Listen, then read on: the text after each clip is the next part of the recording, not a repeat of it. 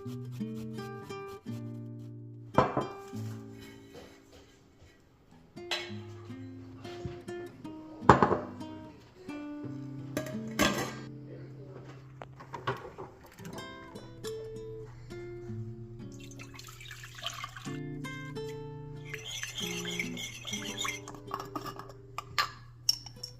Friends, welcome and welcome back to my channel. कैसे हो आप लोग? I hope everyone is doing good. तो आज मैं बना रही हूँ ब्रेड। एक्चुअली आज मैं सिर्फ आटा लगा के रख दूँगी और tomorrow morning, next day morning मैं इसको बनाऊँगी। तो ओवरनाइट ये फ्रीज में रहेगा। तो यहाँ पे मैंने ईस्ट और पानी मिक्स कर लिया है, साथ में डाला है शुगर। और ईस्ट एकदम फ्रेश होना तो बहुत जल्दी एक्टिव हो जाती है, तो इसके अंदर सॉल्ट डाला है, आधा टीस्पून से 1 टीस्पून डाल सकते हैं। और मैं मैदे से ही बनाऊंगी, चपाटा ब्रेड बनाऊंगी, जो इटालियन स्टाइल की होती है ना, टेस्ट से बहुत ज़्यादा लगती है। और सुबह सुबह ब्रेकफास्ट में या सूप के साथ मिल जाए ना तो एकदम अच्छी लगती है, खाने का मज़ा आ जाए। और ठंडी की सीज़न हो ना और गर्मा गर्म ब्रेड मिल जाए तो फिर पूछो ही मत। तो सुबह ये सब करने में बहुत टाइम लग जाता है ना, तो फिर बेसिक इसकी प्रिपरेशन कर लूँगी। सुबह मुझे सिर्फ बेक ही करना है। और ये नो नीड ब्रेड है, उसको आटा लगाने की ज़रूरत नहीं है, इसे बहुत ज़्यादा नीड करने की। सिर्फ सब चीज़ें मिक्स कर ली और फिर स्पैचुला से ही इसे मिक्स करेंगे। कोई भी ड्राई पार्ट रह नहीं जाना चाहिए। ऐसे ही मिक्स करके इसे हम हाफ एन आवर तक छोड़ देंगे कवर करके। और थोड़ा सा उसके बाद इसको फोल्ड करेंगे।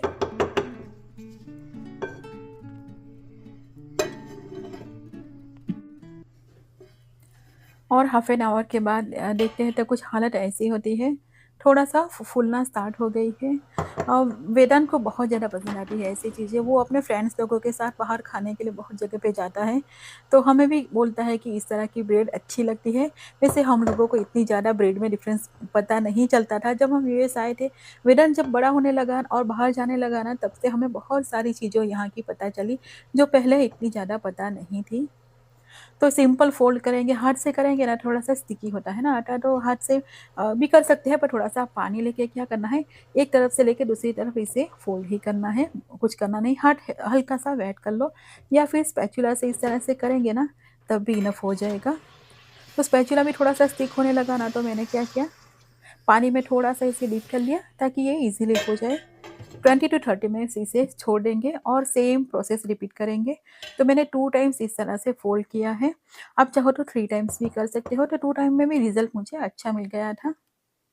तो ठंडा पानी ले लिया, उसके अंदर स्पैचुला को इस तरह से डीप कर लिया और इसे एक तरफ से लेके दूसरी तरफ इस तरह से टक इन करना है। बस कुछ नहीं करना है, इसी तरह से।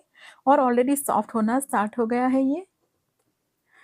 और ये एकदम सिंपल सी है कि ब्रेड बनाने के लिए कुछ मशीन नहीं चाहिए, कुछ बहुत ज़्यादा आटा गूँथना नहीं है, कुछ बहुत सारी चीज़ें भी नहीं चाहिए। और मैदे से ही मैं बनाऊँगी क्योंकि इससे बहुत अच्छा रिज़ल्ट मिलेगा।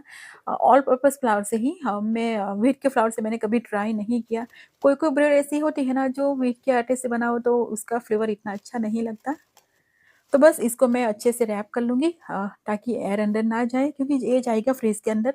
तो 10 टू 15 मिनट्स बाहर रहने दूँगी और उसके बाद फ्रिज में ओवरनाइट रहा ये। नेक्स्ट डे मॉर्निंग है और आज एकदम ठंडा हो गया है टेम्परेचर। इतनी ठंड ठंड हो गई है ना, पूरा वीक एकदम कोल्ड बोन चिल टेम्परेचर बाहर रहा है। और अभी सबसे पहले बेक करूँगी क्योंकि ब्रेकफास्ट होगा सुबह-सुबह। फ्रिज में रखने के बाद भी एकदम अच्छा खासा फूल गया था।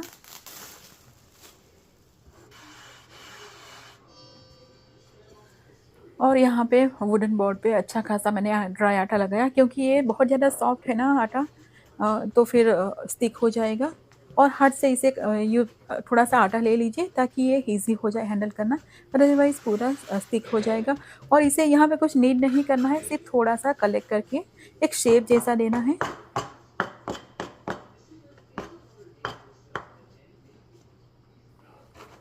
और इसे हम कट करेंगे। अगर आप चाहो तो इस तरह से लंबा-लंबा भी कट कर सकते हैं, या फिर बीच में से आधा करके बन साइज़ का, बन शेप का करना हो तो उस तरह से भी कर सकते हैं, अपनी पसंद से कर लीजिए।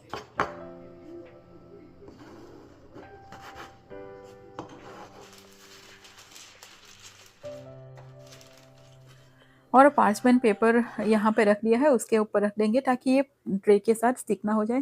और थोड़ा-सा केयरफुली हैंडल करना पड़ेगा क्योंकि बहुत ही ज़्यादा स्टिकी होता है ये और सॉफ्ट भी ज़्यादा होता है। तो यहाँ पे इसे कवर करके छोड़ देंगे जब तक ओवन प्री हीट ना हो जाए, हीट हो जाए ना 450 डिग्री फ़ारेनहीट पे हम इसे बेक करेंगे। तो ओवन मैंने स्टार्ट कर दिया है हीट करने के लिए और उतनी देर ही कवर करके छोड़ दिया था प्रूफिंग के लिए, इतना इनफ हो जाएगा। और ओवन में जाएगा ये और 15 टू 20 मिनट्स लगेगा, डिपेंड करता है किस तरह का ओवन है। तो थोड़ा सा वॉच रखना है 10 मिनट्स के बाद। और इसके साथ है ना थोड़ा-सा मैं डिपिंग सॉस, ऐसा कोई डिपिंग सॉस वजह से ही ऑयल जो डिप होता है ना वो बनाऊँगी। तो ये एक्स्ट्रा वर्जिन ऑलिव ऑयल ले लिया है, उससे टेस्ट बहुत अच्छा आता है। जैसे बाहर हम इटालियन रेस्टोरेंट में जाते हैं और वहाँ पे जो डिप मिलता है ना बिल्कुल वैसा फ्लेवर आएगा। तो इसको मैं हल्का-हल्का सा वार्म कर लूँगी माइक्रोवेव के अंदर, बहुत ज़्यादा गरम नहीं करूँगी, हल्का-हल्का सा, ताकि अंदर जो मसाले हम डालें ना वो अच्छे से मिक्स हो जाए और फ्लेवर आ जाए। और यहाँ पे मुझे लगा ब्रेड थोड़ी-सी ऊपर से बर्न हो रही है तो मैंने एल्यूमीनियम फॉइल को कवर कर दिया। इस तरह से कवर करेंगे ना तो बेक तो एटलीस्ट 70 मिनट्स तक तो मिनिमम करना ही है, तो फिर तब ब्रेड हमारी कच्ची भी नहीं रहेगी और ऊपर से बर्न भी नहीं हो जाएगी। तो ऑयल गरम है अभी, उसके अंदर हम मैं इटालियन सीज़निंग डाल दूँगी। ये मेरा घर का बनाया हुआ ही है, आपके पास बाहर से लाया हो तो वो, या फिर आप इसमें ऑरिगेनो डाल सकते हो या पार्सले ड्राइड डाल सकते हो, या फिर कुछ नहीं तो सिर्फ रेड चिली फ्लेक्स भी डाल दीजिए ना, गार्लिक थोड़ा सा डाल लीजिए ड्राइड वन, तो एकदम टेस्टी हो जाएगा। इसके अंदर बस ब्रेड को थोड़ा सा डीप करो और खाओ, इतना अमेजिंग लगता है ना, गर्मा गर्म ब्रेड हो और साथ में ऑयल डिप। तो ब्रेड में एकदम अच्छा सा कलर आ गया है, पूरी स्पॉन्जी हो गई है, अंदर से सॉफ्ट और बाहर से क्रिस्पी।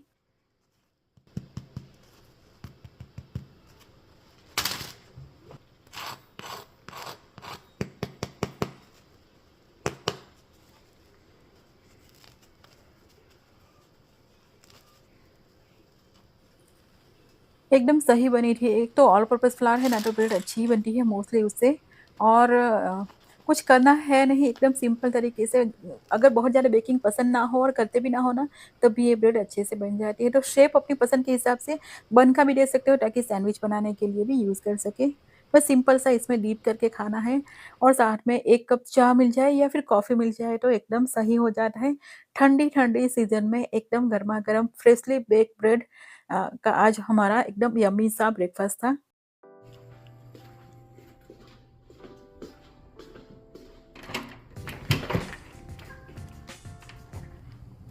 और अभी है ना कहीं-कहीं आस-पास के एरिया में थोड़ा-सा स्नोफॉल हो रहा है। हमारे यहाँ पे नहीं है, पर बाहर एकदम वेदर ऐसा हो गया है ना, एकदम जैसे बहुत बड़ा तूफ़ान आने वाला हो ना, उससे पहले एकदम शांति हो ना, ऐसा हेवी-हेवी सा हो गया है। मैं बाहर निकली थी देखने के लिए कि कुछ फ्लरीज़ आ रही है नहीं, तो हल्की-हल्की सी फ्लरीज़ गिर रही थी, पर बहुत सारी जगह पे स्नोफॉल हो रहा था आस-पास में। हमारे यहाँ पे इस टाइम पे नहीं था, थोड़े दिन पहले तो हुआ था अच्छा खासा स्नोफॉल, तो मोस्टली सदर्न साइड पे है, सदर्न जॉर्जिया के अटलांटा के सदर्न एरिया पार्ट में है और फ्लोरिडा में है। तो एकदम ठंडा हो गया है बाहर। बच्चे लोगों की आज स्कूल भी नहीं है, उसकी वजह से वर्चुअल हो गया है। और बाहर थोड़ा सा भी निकलो ना तो ऐसा लगे कि एकदम चिल्ड है, बोन चिल्ड एकदम। स्नो नहीं है पर ठंडा हो गया है बहुत सारा। और आज एकदम सिंपल सा बनाया था लंच। ब्रेड बनाई थी ना टेस्टी सी ब्रेकफास्ट में, तो वो चल गई, तो एकदम सिंपल सा लंच बनाया था। डिनर में मूंग जाएगा और मैं आज क्लीन करूँगी थोड़ा सा किचन वाला पार्ट, ड्रॉवर्स और सब, बहुत टाइम हो गया क्लीन नहीं किया।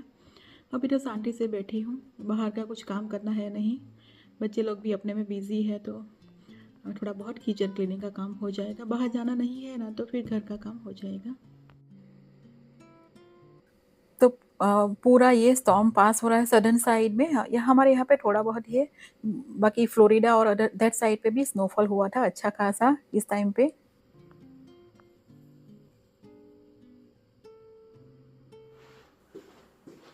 तो बस कुछ काम करते हैं, घर के अंदर भी काम होता है। समर आता है तो मैं बाहर बहुत ज़्यादा बिज़ी हो जाती हूँ, तो घर के अंदर का और बाहर का बहुत डबल-डबल काम हो जाता है। अभी विंटर में मुझे शांति होती है कि इतना ज़्यादा काम नहीं होता, सिर्फ़ घर के अंदर का ही काम करो। तो ड्रॉवर्स एक्चुअली क्या होता है ना, थोड़ा बहुत तो मैं क्लीन करती रहती हूँ, लाइक बेसिक हमारी क्लीनिंग तो चलती रहती है, पर एक सब चीज़ें बाहर निकल के डीप क्लीनिंग करो, ऐसा मेरा बहुत टाइम हो गया है। तो यहाँ पे बहुत सारा मैस भी हो गया है, तो थोड़ा-सा अरेंज भी हो जाएगा, थोड़ा-सा डिक्लटर भी कर लूँगी, लाइक एक्स्ट्रा चीज़ें हो वो चली जाएगी, निकल जाएगी। और ड्रॉवर में कुछ ना कुछ तो गिरता ही रहता है ना, तो फिर अ, वो भी क्लीन हो जाएगा। और ड्रॉवर के अंदर मैंने पूरा स्टिकर लगाया हुआ है, अच्छा सा स्टिक हो जाता है। पर ये अराउंड 8 प्लस इयर्स हो गए हैं, तो फिर जब हम हाउस में रहने आए ना, तो इतना टाइम हो गया है, तो इस ये खराब हो गए हैं थोड़े बहुत, तो उसे भी चेंज करना है। मैं सोच रही हूँ कुछ अच्छा-सा लाके अंदर लगा दें, ताकि ड्रॉवर अच्छे से मेंटेन रहे और क्लीन करने टाइम में भी ईज़ी हो जाए। तो सिर्फ़ वैक्यूम क्लीन से क्लीन करूँगी और फिर वेट क्लॉथ से इसको क्लीन कर लेंगे, वाइप कर लेंगे और फिर थोड़ा-सा ड्राई क्लॉथ भी ऊपर लगा दूँगी, ताकि अच्छे से क्लीन हो जाए।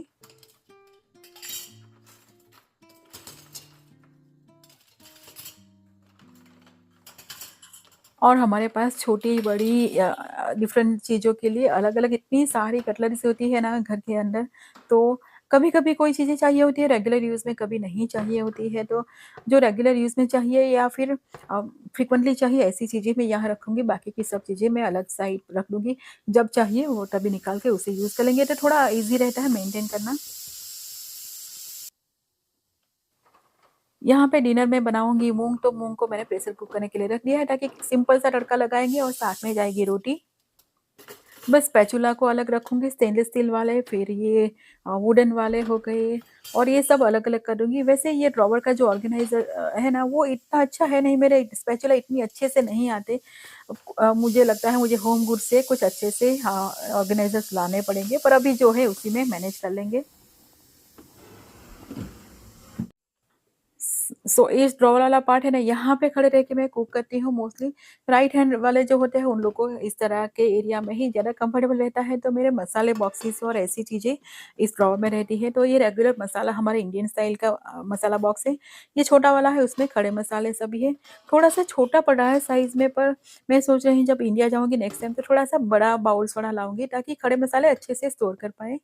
और ये रहा आटे के लिए, ड्राई आटा चाहिए हमें रोटी बनाने के लिए। और ये छोटी-छोटी चीज़ें जो हमारे चॉपिंग बोर्ड, ये सब इसी में रह जाता है। और साथ में कुछ एक्स्ट्रा हाथ में आ गया ना, तो फिर यहाँ पे जगह दिखती है तो मैं यहाँ पे ही रख देती हूँ।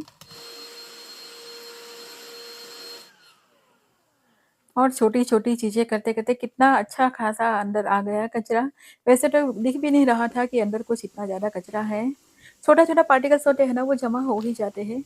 जैसे कि यहाँ पे मसाले वाले डिब्बा है और ड्राई आटा है, तो इस एरिया में कुछ आप बाहर निकालो ना, लो ना, तब भी थोड़ा बहुत गिरता ही है।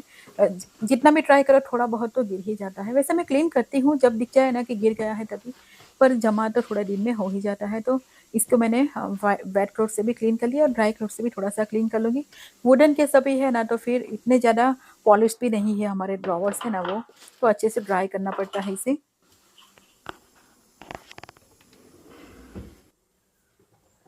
और यहाँ पे सबसे एंड वाला जो छोटा-सा ड्रॉवर है ना, वो इस तरह के स्पाइसेस है जो मुझे रेगुलर कुकिंग में चाहिए। लाइक हो गया गरम मसाला, सेसमी सीड्स हो गया, चाट मसाला हो गया, ऐसी सब चीज़ें यहाँ पे रहती है।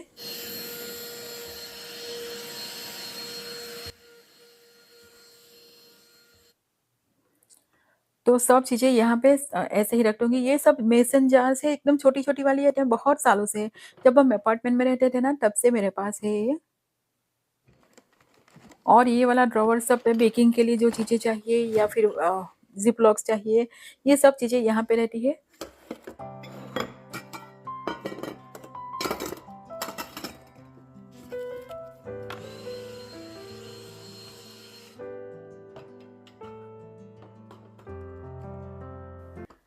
अगेन एक छोटा-सा ड्रॉवर है जिसमें स्पाइसी से छोटे-छोटे से बहुत सारे हमारे किचन में होते हैं ना, लाइक बहुत सारी चीज़ें हम कुक करते हैं। ऐसे नहीं है कि हम इंडियन स्टाइल का ही कुकिंग करते हैं, तो छोटे-छोटे बहुत सारी चीज़ें हैं, तो उसको भी मैंने क्लीन कर लिया। और इसके नीचे एक छोटा-सा ड्रॉवर और है, इसमें भी सिर्फ़ बॉल्स ही रखे, क्योंकि क्या होता है ना, बॉल्स मैं कैबिनेट में भी रख सकती हूँ, वहाँ पे दिखता भी अच्छा और अरेंज भी अच्छे से होके रहता है। पर क्या होता है ना, व्हील को थोड़ी-सी प्रॉब्लम होती है वहाँ से बॉल्स लेने में, तो फिर मैंने सोचा यहाँ पे ही रख दें। तो यहाँ से easily they can grab and कोई भी चीज़ चाहिए तो वो यूज़ कर सकते हैं। ऊपर होता व्हील को ही ट्रबल होती है, तो फिर बाउल सब यहाँ पे, तो इसलिए मुझे मल्टीपल ड्रॉवर्स में रखने पड़ते हैं, क्योंकि ये इतना इज़िली बहुत सारे नहीं रहते एक में।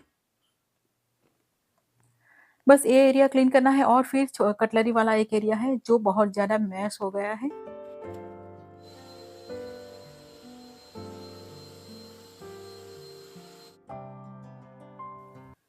और यहाँ पे है ना ये शार्पनर है नाइफ्स और ऐसी चीज़ों का, बहुत ही यूज़फुल है और बहुत ही अच्छा है। बहुत ईज़िली हो जाते हैं नाइफ्स इसमें शार्पन।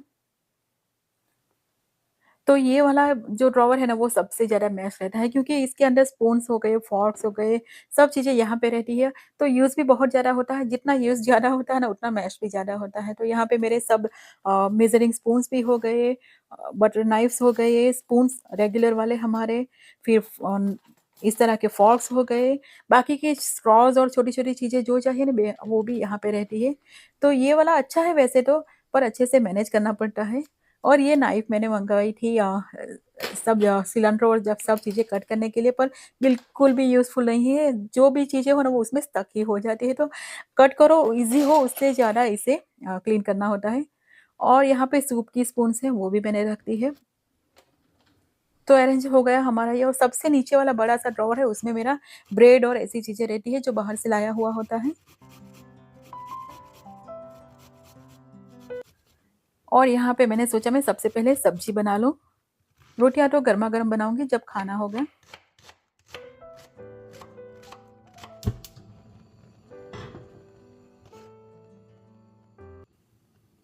सिंपल सा अनियन का तड़का लगा के एक गाँव के स्टाइल में ही बनाऊँगी सब्ज़ी। और ये स्पैचुला का स्टैंड है, बहुत पुराना है ये भी मेरे पास, लाइक अराउंड 2012 के अराउंड बाय किया था। स्टेनलेस स्टील का है तो बहुत ही लंबे समय तक ये चल जाएगा।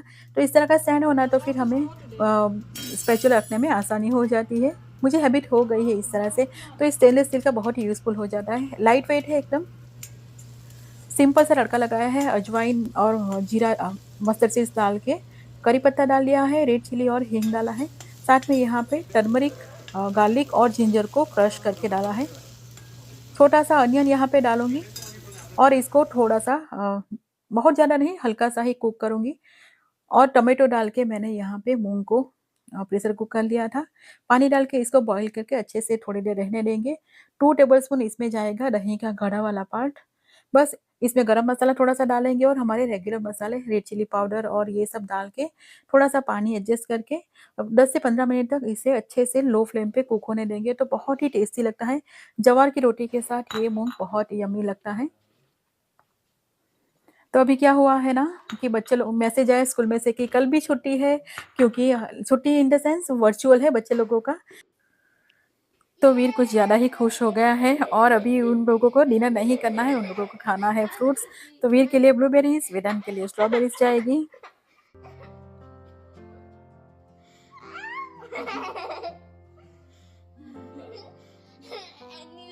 हुँ, जा, ले जा। Now I need to wash strawberry also for bye. How is it? Good only? Very good. तो मंडे तो बच्चे लोगों की छुट्टी थी, मार्टिन लूथर किंग जूनियर का जो एमएलके डे था तो उसकी छुट्टी थी। ट्यूसडे और वेडनेसडे 2 दिन बच्चे लोगों का वर्चुअल हो गया था, तो दोनों दिन घर पे ही थे। हस्बैंड तो घर से ही काम करते थे और पूरा टाइम ऐसा लग रहा था ना कुछ वेकेशन चल रहा है। तो बस इसी के साथ आज का व्लॉग यहीं पे एंड करते हैं। व्लॉग पसंद आए तो इसे लाइक और चैनल को सब्सक्राइब करना ना भूलिए। मिलते हैं अगले व्लॉग में, तब तक के लिए बाय एंड टेक केयर।